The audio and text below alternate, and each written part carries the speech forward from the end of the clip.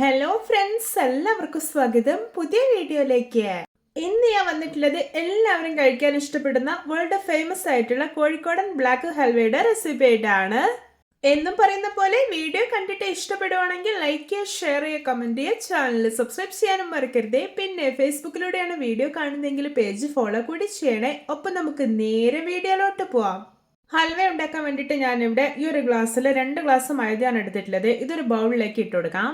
ഇനി ഇതിലോട്ട് ആവശ്യത്തിന് ഉപ്പ് ഇട്ട് കൊടുക്കാം. പിന്നെ 1 ഗ്ലാസ് വെള്ളം ഒഴിച്ചു കൊടുക്കാം. എന്നിട്ടൊന്ന് കുഴച്ചെടുക്കാം. ഇത് നല്ല സോഫ്റ്റ് ആയിട്ട് കുഴച്ചെടുക്കേണ്ട ആവശ്യമൊന്നുമില്ല. ഇതുപോലെ ലൂസായിട്ടൊന്ന് കുഴച്ചെടുത്താൽ മതി. ഞാനിവിടെ അത്യാവശ്യം വലുപ്പമുള്ള ഒരു ബൗൾ എടുത്ത് വെച്ചിട്ടുണ്ട്. ഇനി ഇതിന്റെ മേലേക്ക് ഒരു വെള്ള കോട്ടൺ തുണി ഇട്ട് കൊടുക്കാം. ഇനി ഇതുപോലെ നീളത്തിലുള്ള ഒരു തുണി കഷ്ണോ അല്ലെങ്കിൽ നൂലോ എടുത്തിട്ട് നല്ല ടൈറ്റായിട്ടൊന്ന് കെട്ടിയെടുക്കാം.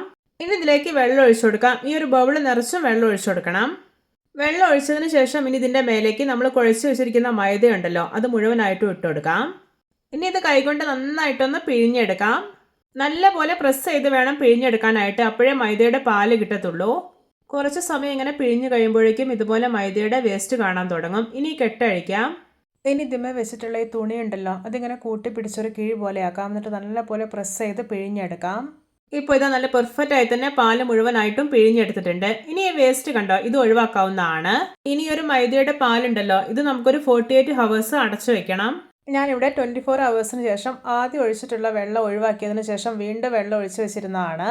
ഇപ്പോൾ ഇതാ 48 ഹവേഴ്സ് ആയിട്ടുണ്ട്. ഇനി ഇതിൽ നിന്നൊരു 1/4 ഭാഗത്തോളം വെള്ളം നമുക്ക് ഒഴിവാക്കാവുന്നതാണ്. ഇപ്പോൾ ഇതേ ഒരു ബൗളിന്റെ അടിയിൽ ഊറി കിടക്കുന്ന പാലുണ്ടല്ലോ, അതൊന്ന് മിക്സ് ചെയ്ത് കൊടുക്കാം. ശേഷം ഇതൊരു ബൗളിലേക്ക് മാറ്റാം. ഇതിപ്പോൾ ഒരു 3 ഗ്ലാസ് പാലാണുള്ളത്. ഇനി ഇതൊന്ന് മാറ്റി വെക്കാം. ഹൽവ സെറ്റ് ചെയ്യാൻ വേണ്ടിയിട്ട് ഞാനിവിടെ ഒരു സ്റ്റീലിന്റെ ബൗളിൽ ഓയിൽ സ്പ്രെഡ് ചെയ്തെടുത്തിട്ടുണ്ട്.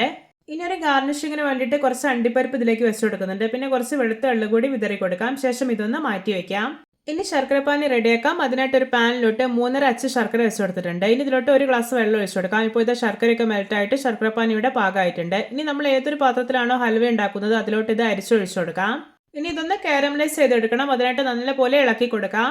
ഒരു കാര്യം പ്രത്യേകം ശ്രദ്ധിക്കേണ്ടത്, ഇതൊരു മീഡിയം ഫ്ലെയിമിൽ വെച്ചിട്ട് വേണം കാരമലൈസ് ചെയ്തെടുക്കാനായിട്ട്. കരിഞ്ഞു പോകരുത്. കരിഞ്ഞു പോവുകയാണെങ്കിൽ ഹൽവയുടെ ഒരു ടേസ്റ്റേ മാറിപ്പോവും. ഇപ്പോൾ ഇത് നല്ല പെർഫെക്റ്റ് ആയി തന്നെ കാരമലൈസ് ആയി കിട്ടിയിട്ടുണ്ട്. ഇനി ഇതിലോട്ട് ഒരു 1/2 ഗ്ലാസ് വെള്ളം ഒഴിച്ചു കൊടുക്കാം. എന്നിട്ട് നന്നായിട്ടൊന്ന് മിക്സ് ആക്കി എടുക്കാം. ഹൽവയ്ക്ക് നല്ലൊരു ബ്ലാക്ക് കളർ കിട്ടാൻ വേണ്ടിയിട്ടാണ് ശർക്കര കാരമലൈസ് ചെയ്യുന്നത്. ഇതൊന്ന് തണുത്ത് കിട്ടാൻ വേണ്ടിയിട്ടാണ് കേട്ടോ വെള്ളം ഒഴിച്ച് മിക്സ് ചെയ്യുന്നത്. ഇനി ഇതിലോട്ട് നമ്മൾ റെഡിയാക്കി വെച്ചിരിക്കുന്ന മൈദയുടെ പാലുണ്ടല്ലോ, അത് ഒഴിച്ചു കൊടുക്കാം. പിന്നെ ഇതിലോട്ട് ഡാൽഡ ചേർത്ത് കൊടുക്കാം. ഞാനിവിടെ ഒരു 5 ടേബിൾ സ്പൂൺ ഡാൽഡയാണ് ചേർക്കുന്നത്. അതുപോലെ തന്നെ ഒരു 5 ടേബിൾ സ്പൂൺ സൺഫ്ലവർ ഓയിൽ കൂടെ ചേർക്കുന്നുണ്ട്. എന്നിട്ട് നന്നായിട്ടൊന്ന് മിക്സ് ചെയ്തെടുക്കാം. ഇനി ഫ്ലെയിം ഓൺ ചെയ്യാം. എന്നിട്ട് ഒരു മീഡിയം ഫ്ലെയിമിൽ വെച്ചിട്ടാണ് ഇത് ഇളക്കി കൊടുക്കേണ്ടത്. കൈ എടുക്കാതെ തന്നെ ഇളക്കിക്കൊണ്ടിരിക്കണം. ഒട്ടും കട്ടിയൊന്നും പിടിക്കരുത്. ഇപ്പം നമ്മളിത് ഇളക്കാൻ തുടങ്ങിയിട്ട് ഒരു 1/2 ഹവറൊക്കെ ആയിട്ടുണ്ട്. ഇതിന്റെ കളറൊക്കെ ചേഞ്ച് ആയി വന്നാണ്ടോ. പിന്നെ പാനിൽ നിന്നൊക്കെ വിട്ട് വരാനും തുടങ്ങിയിട്ടുണ്ട്. ഇനി ഇതിലോട്ട് 2 ടേബിൾ സ്പൂൺ ഏലക്കാപ്പൊടി ഇട്ട് കൊടുക്കാം. ഇനി ഇതിലോട്ട് ചേർക്കാൻ പോകുന്നത് കോഴിക്കോടൻ ഹൽവയുടെ സീക്രട്ട് ഇൻഗ്രീഡിയൻ്റ് ആയിട്ടുള്ള ഒരു 1 ടീസ്പൂൺ ഗരം മസാലയാണ്. ഇതെല്ലാം ചേർത്തിട്ട് നന്നായിട്ടൊന്ന് ഇളക്കി യോജിപ്പിച്ചെടുക്കാം. ഇപ്പം നമ്മളിത് ഇളക്കാൻ തുടങ്ങിയിട്ട് ഒരു 1 അവർ ആയിട്ടുണ്ട്. നെയ്യൊക്കെ തെളിഞ്ഞു വരാൻ തുടങ്ങിയാണ്ടോ. നല്ലൊരു വലിഞ്ഞു പോകുന്നൊരു ടെക്സ്ചറിലാണ് ഇപ്പോൾ ഇരിക്കുന്നത്. ഇനി ഫ്ലെയിം ഓഫ് ആക്കാം. ഇനി ഇത് ഹൽവ സെറ്റ് ചെയ്യാൻ വേണ്ടി റെഡി ആക്കിയിട്ടുള്ള ബൗളുണ്ടല്ലോ, അതിലോട്ട് ഒഴിച്ചു കൊടുക്കാം. എന്നിട്ട് ഇതിൻ്റെ മേൽഭാഗം ഒരു സ്പാച്ചർ ഉപയോഗിച്ചിട്ടൊന്ന് ലെവൽ ചെയ്ത് കൊടുക്കാം. ഇനി നമുക്കിതൊരു 12 മണിക്കൂർ റെസ്റ്റ് ചെയ്യാൻ വേണ്ടിയിട്ട് മാറ്റി വെക്കാം. ഇപ്പോഴത്തെ 12 മണിക്കൂറിന് ശേഷം നമ്മുടെ കോഴിക്കോടൻ ബ്ലാക്ക് ഹൽവ ഇതാ പെർഫെക്റ്റ് ആയി തന്നെ റെഡി ആക്കിയിട്ടുണ്ട്. ഇനി ഇതൊന്ന് മുറിച്ച് നോക്കാം. കോഴിക്കോടൻ ബ്ലാക്ക് ഹൽവ കഴിച്ചവർക്കറിയാം അതിൻ്റെ ടേസ്റ്റ് എത്രത്തോളം ഉണ്ടെന്ന്. നമ്മൾ കടയിൽ നിന്നൊക്കെ വാങ്ങി കഴിക്കുന്ന അതേ ടേസ്റ്റിലും അതേ ഗുണത്തിലുമാണ് ഇവിടെ റെഡി ആക്കിയിട്ടുള്ളത്. നിങ്ങൾ എല്ലാവരും ഇതുപോലെ ഒന്ന് ഉണ്ടാക്കി നോക്കണേ. നല്ല സ്മെല്ലൊക്കെയാണ് കേട്ടോ ഇതിന്. എത്ര കഴിച്ചാലും മതി വരില്ല. എല്ലാവർക്കും എൻ്റെ വളരെ പെർഫെക്റ്റ് ആൻഡ് ടേസ്റ്റി ആയിട്ടുള്ള കോഴിക്കോടൻ ബ്ലാക്ക് ഹൽവ റെസിപ്പി ഇഷ്ടപ്പെട്ടെന്ന് വിചാരിക്കുന്നു. ഇഷ്ടപ്പെട്ട സപ്പോർട്ട് ചെയ്യാൻ മറക്കരുത്. അപ്പോൾ ഇതുപോലെയുള്ള വെറൈറ്റി വീഡിയോകളായി നമുക്ക് വീണ്ടും കണ്ടുമുട്ടാം. Okay, bye bye.